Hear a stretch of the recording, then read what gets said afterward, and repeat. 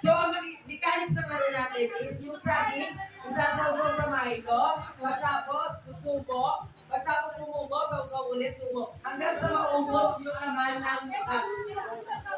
Hindi pwede kainin yung saging. Hindi pwede kagatin. Hindi pwede maputol. Same process din tayo. Once na maputol ang saging, disqualified. Oo.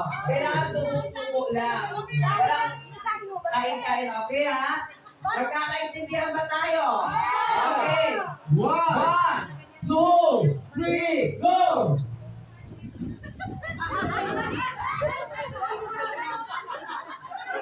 Ang galing kumain. Ang galing niyang kumain. Kain ng kain. Wow.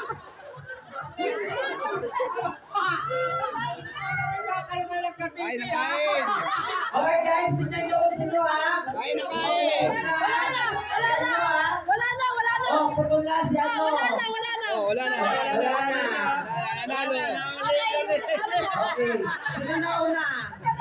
Sino na una?